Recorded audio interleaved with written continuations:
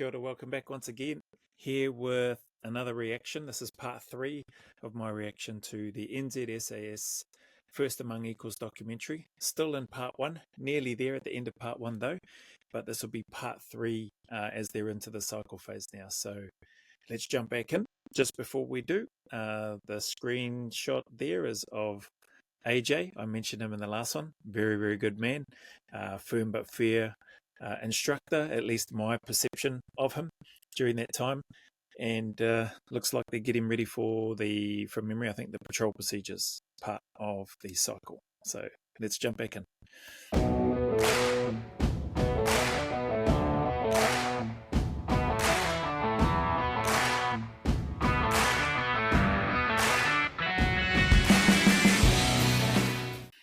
Get this volume sorted there and here. Yep. Being able to do that will see the success or not of missions that you will undertake if you complete and successfully pass the cycle of training. Work hard as an individual, work hard as a team. And want to see my V? And by V, I mean this V.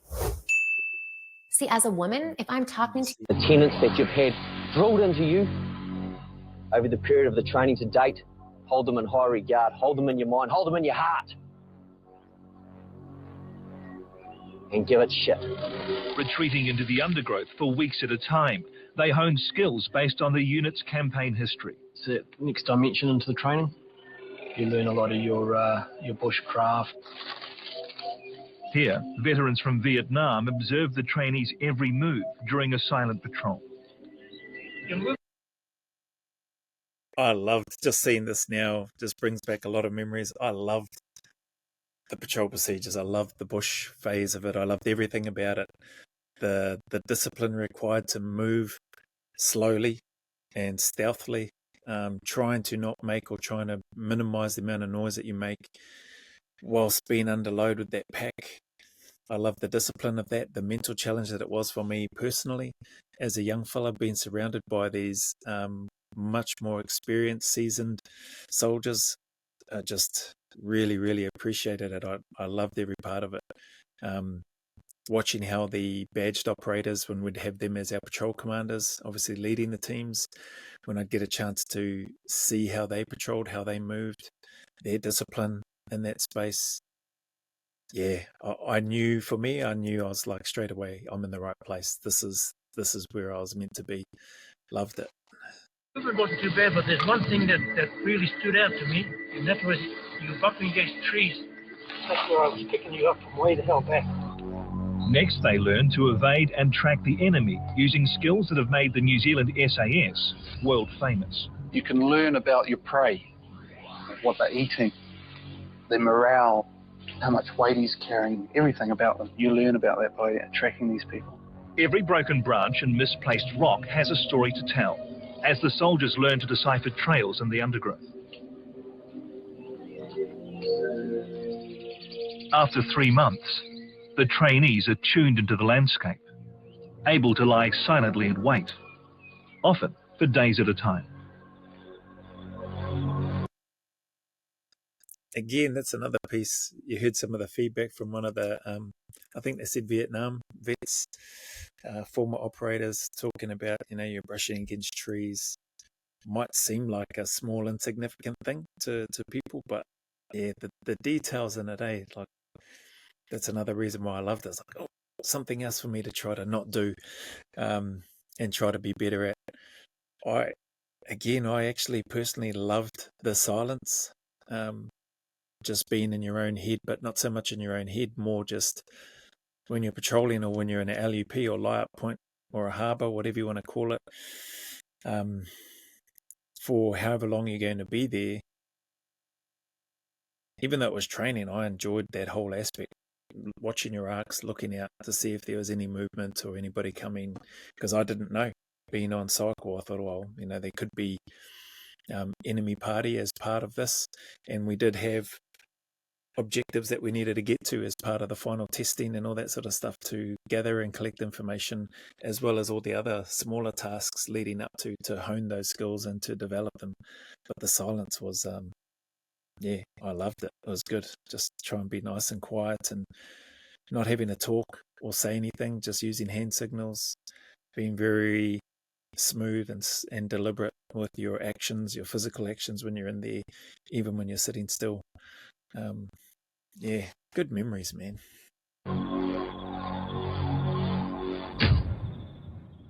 Imagine 4 or 5 people sitting there for up to 5 days, not moving, not being able to cook or heat water or for a hot drink or cook their food, having cold food.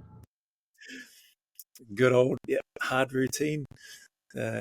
Hand signals that I remember that we had was like, it'd be here to eat, and then followed by that, which meant no cooking, no, like, you can crack open your can, which is what we had at the time, and or you open your dehyde and add water to it. That's about it. You don't get to heat it up. You don't get to put warm water in it, and then you eat it like that. Hard routine. Sleeping hard routine was equally just as uncomfortable, but I think I shared an experience that happened on there as part of the training, at least anyway. Sometimes you'd get without the fist on the end, you'd get the signal to eat, and then you'd see some guys go, which means like a flame, fire, heat. Can we have a hot meal? And I remember some of the PCs looking and going,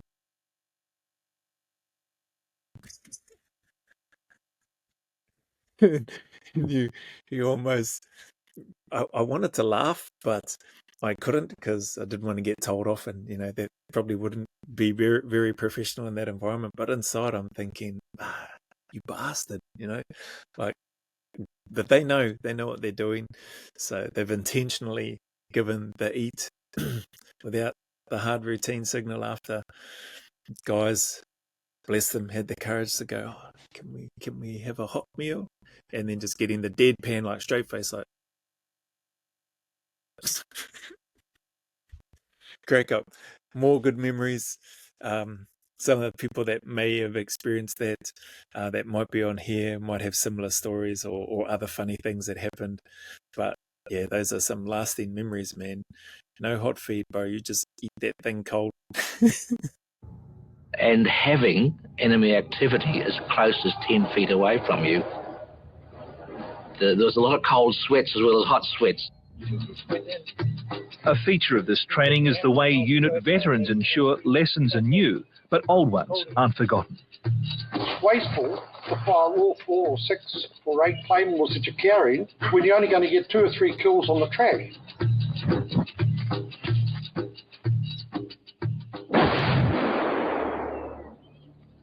Most importantly, they must prepare for contact with the enemy. Righto, go to it.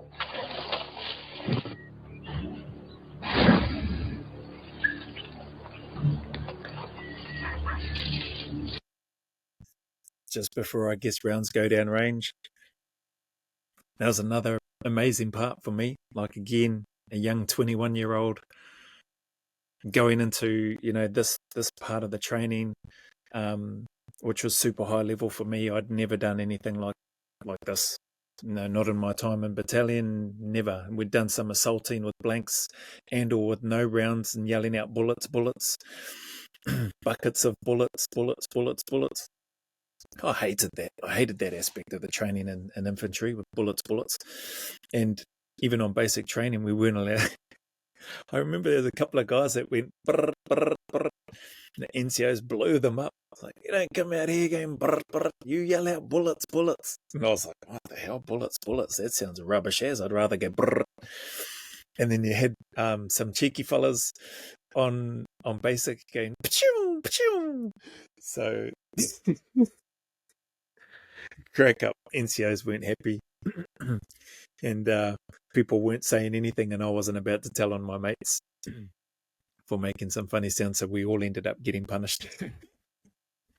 But yeah, hard case, funny memories. But going into this, getting back on track, sorry, man, I loved all the build-up training, the theory aspects of it, and how we would be breaking contact based on if it was front, if it was an ambush left, ambush right, contact rear, the corridors that we would be creating or working towards, where people would go, and then how we'd cover and stagger, and then running back through that corridor, getting to a point where we then break off whichever way. All those processes, making sure last man, you tap the last man and let them know so that they know when they can go. Then the emergency RV, and then all the rendezvous procedures. Yeah, it was I loved it. Tiring, hard work, but it put things into perspective, especially then when the staff would throw in man-down drills, and you've got to, pick up your mate, carry them, make sure that pack comes as well. And more importantly, obviously getting the person first, and then the pack, and making sure that everything comes along. It's hard work, but it's awesome. Really makes it. You have I gained a better understanding as to how important this is and was, and why we were doing it. So, yeah.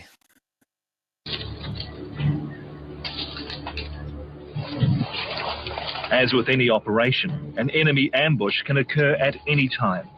When it comes, the trainees must react immediately.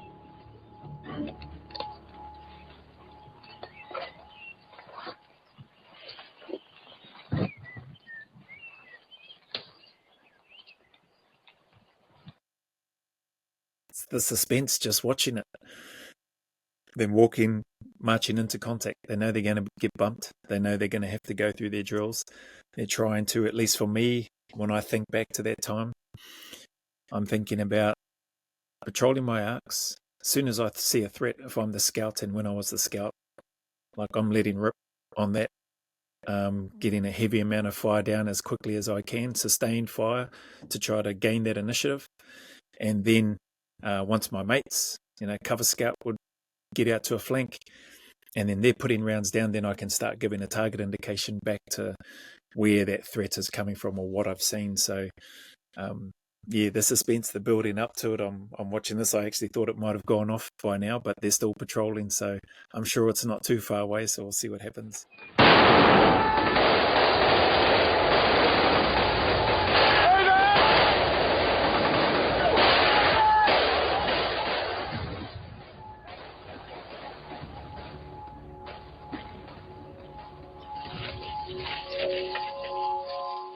Come on, faster, get back there, the more rest you get.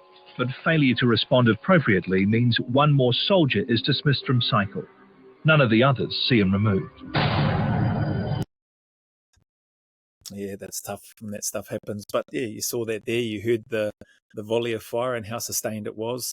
And with a small team, highly trained team, or team of people that's working towards becoming more highly trained, yeah, you get a lot of rounds down range, and you want to keep that same volume, that same intensity going down range the whole time. Once you get bumped, especially as a small team, like, you don't know who you've just bumped into. Could be a smaller team, mind you, it could be a blank and a whole platoon.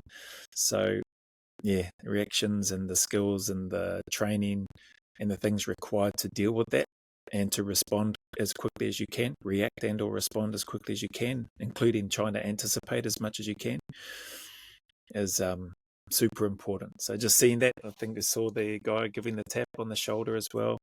Being mindful of where your weapons are pointing when you're breaking contact.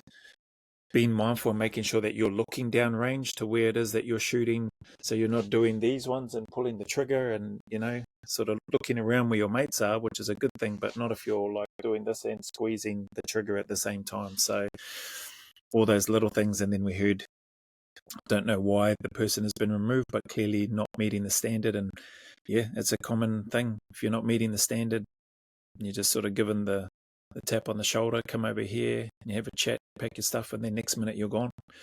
And all the other guys that are still left on the cycle know is that they're now a man short, and he's not there anymore, and it's, one less in the team or on the cycle. It's hard for that individual, not necessarily hard for those that are on. Although while I'm carrying on here, although I did missed a few of the guys when they got removed from cycle at different stages, and some at fairly early stages on the cycle. Some got removed during the CT phase. Some got removed during patrol procedures. One guy in particular had to go back because he didn't get removed, but it was I think his partner at the time had their first baby really premature, so I think a couple of months, maybe a bit more early, and so clearly need to go back to be there for her and for their son, but they're all well. I don't know that he ever went back on cycle. I don't think he did, unfortunately, but he would have been awesome. Actually, I'll drop his name. His name's Glenn Tefero. So GT. He's not there in the unit now. I think he's doing really well in Dubai, and maybe in Dubai. I think he was there last I heard, and doing awesome. So he's a good dude, man. He's the guy that I believe caught the hair on his selection. He did a selection before mine. He just got super fit. He was always reasonably fit from what I understood. Big, strong boy, solid boy, and had a really good reputation in the battalion for just being a real hearty Lincoln warrior within the battalion, and no doubt he would have been in the unit too. But mad respect to him, much love to him and his family. He made the right decision. Went back to be with his darling and their son, and I believe he's living a really good life and doing awesome, which is good to know. So, yeah. Month 6 of cycle. The 5 remaining trainees have now acquitted themselves with many of the basic requirements of an SAS trooper. So there was 8 on the cycle. If this is the first one that you've seen or you've just jumped in, they had lost 2. So they were down to 6, and obviously one's been removed during a phase or part of the patrol procedure. So there's only 5 left on this cycle. Not a lot. It's not a big number. But still their life on cycle is precarious. They are not posted to the unit. They are only under assessment, and they can be removed at any time.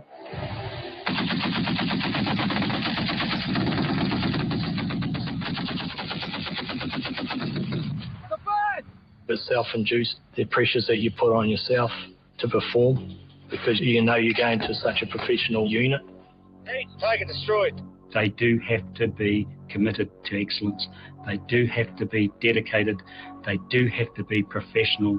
They do have to want to belong to this organisation.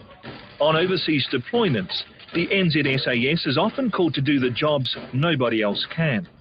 On cycle, this means destroying enemy targets using an array of heavy weapons. Firing now. Missing means mission failure. You're humbled enough times you make mistakes. I remember that range. It's the range you get taken out to on basic training. You go there in Waiuru, and we didn't have a lot of ordnance as part of the training and stuff there. So you were lucky if you got to crack off an M72, at least on my basic training anyway. And in the 84s, 84mm Kolga stuff, it would have, in the 40mm grenade launchers, or the M79s, not like the fancy 203 versions that they ended up having on the Steyrs, and then obviously the 203 versions, M203 versions on the M16s and M4s. We didn't have those when I was going through, had those later on, and once I got to the Australian Defence Force. But it's gutting when you miss the target when you're trying to apply all those things, and just think it just drops short, or just goes a bit high, or just goes off to the left or to the right. But it's always great when you do actually get a contact onto the target itself. Mistakes. Then the pressure's going to be put on you even more to see if you can sort yourself out. Let them have it. Nice. By this stage of cycle, those are some good hits there by the lads in that. So awesome. failure or success is measured in millimeters. From here, we'll move on to the 84s.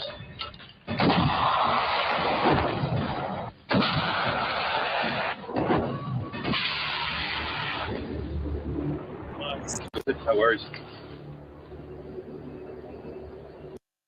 Some good hits there, lad. maybe the camera crews would be nice and just showing all the hits and none of the misses. No, but yeah, good drills, good to see. What's that? Oh, there's still plenty of time. I was just actually one thing that stuck out to me there.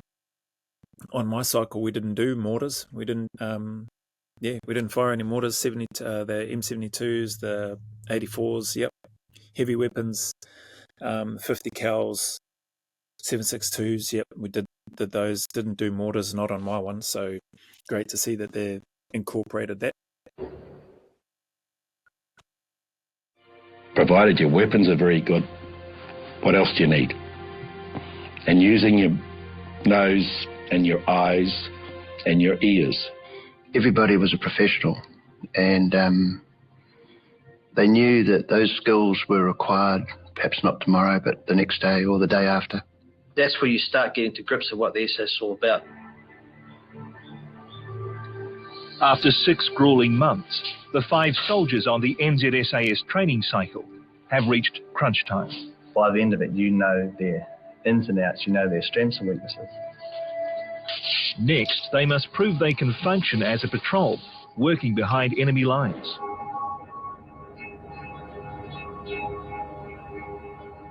The trainee patrol must destroy key targets with carefully placed explosives.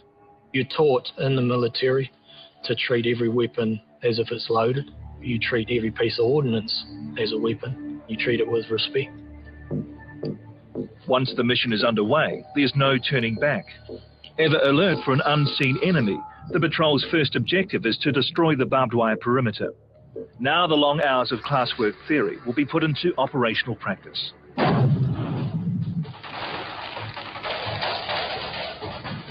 They must strategically position measured explosives for maximum impact.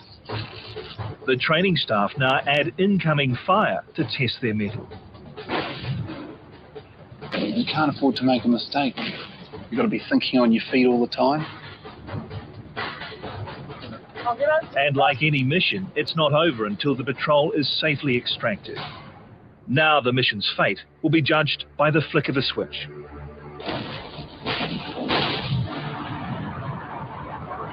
The trainees take this minor victory in their stride because they know the next challenge has been the end of many a soldier on cycle. That's cool to see that. I was smiling because I was thinking of some of the training that we're doing on the DEMS course or demolitions course. And just the training where there's communication and signals and signs and stuff that we're using around continuity, discontinuity, and some of the tongue-tying moments that happened with some of the operators. So you'd have continuity, meaning that things were connected, and then discontinuity, and you'd have to yell that out. And I think it might have been McAllister at the time. He was one of the senior soldiers in the battalion. Really good dude. Well, everybody I thought on my cycle was a good human being. And he always had a knack of just saying things in a funny way. And I don't know if it was intentional or whatever, but he started this. I remember him starting this. It may not have been him, but I remember him standing out in my mind for some reason. He'd be like, continuity, discontinuity. So just saying it completely wrong. And we were just cracking up. And that's how I ended up saying it a number of times, not intentionally, just bloody, because I had heard it so many times. And I would crack up and laugh like a young, immature 21-year-old, I suppose. And then it bloody got stuck in my head, and I struggled to get it out of my head. Continue, far out, and staff weren't very happy. But I think I do recall a couple of staff having a couple of little cheeky smiles. But they did their best to stay as deadpan as they could. But yeah, there we were, blinking, thinking about it now. You're dealing with explosives and making sure that things are connected or not connected, so continuity or discontinuity. And yeah, just as I think back on it now, I think, oh, bloody hell, we're lucky nothing went wrong. But again, I think that was the testament, at least for me in my young age, it's a testament to me of, yeah, just the level of the guys that I was with. I trusted them there and then. And it was nice to be able to have a few laughs along the way, even though we were struggling with our words. I'd get quite I guess nervous is the word, and I'd have difficulty sleeping, difficulty eating, and the fears that I had were that I was going to do something that was going to cause my guys to be captured. Must be going into exercise Operation Great Escape. I was just going to say they must be getting into the escape and evasion part or combat survival. So we'll see how this goes. Spring arrives, bringing the final cycle exercise, Operation Great Escape. Great Escape is a final testing exercise, which is the test of them as a patrol. That's what it's all about. Accumulation of everything you learned and then to go and test it. The instructors will now learn how the trainees cope when being hunted down by a large enemy force. Operation Great Escape will put them in that very real scenario. It's a will to live, a will to survive, and your will to succeed. By the time this exercise is over, the fine line between training and the realities of war will have been blurred. You treat it like a course. You've gone through all the other courses and that, so you want to pass. Oblivious to the exact location, they are inserted 150 kilometres into enemy country. They just dropped us there and said, well, off you go. On the run, they must use their wits and guile to gather vital intelligence, then deliver it safely to a rendezvous while avoiding capture. The patrol has just 5 days to achieve its mission.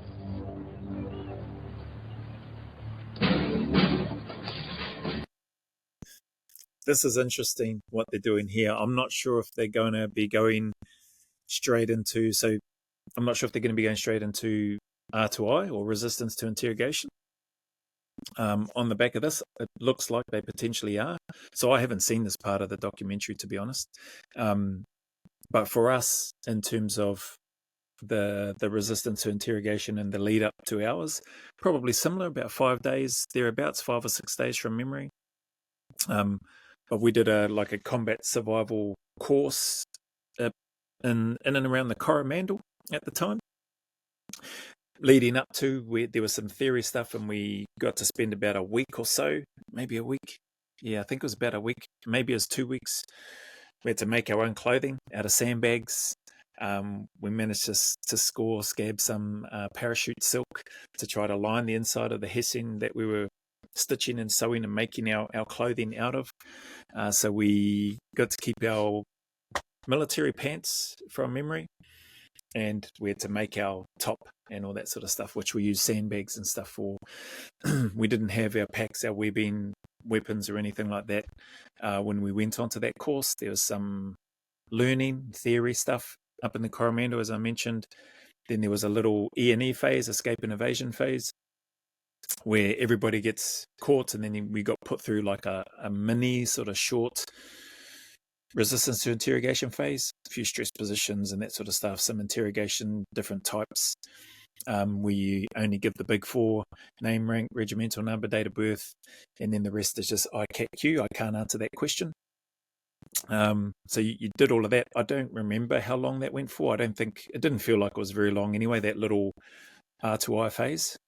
And then we moved on for the bigger part, the bigger portion, which was the E&E phase, which was in Waiouru. But again, we didn't have weapons. We didn't have... Did we have weapons? No, we didn't have any weapons. Didn't have our... Or did we have weapons? Actually, I can't remember now if we had weapons or not. All I remember is we were kicking around in our hessian sandbag stuff. And if we did have weapons, I don't think we did. But if we did, there would have been no bullets. Actually, no, we didn't have weapons, because I remember a river crossing and then climbing up the steep embankment on the other side. While there was the Hunter Force, one of the battalions, I think it was 1st Battalion, just down the road at a checkpoint on a bridge. So I swam across this river, further upriver, avoiding the checkpoint to get across the other side and then go up. I was with Kane Middleton at the time, one of the sergeants in battalion at the time, a good man. I did an interview with him on the Epic podcast as well a while ago. But it was good.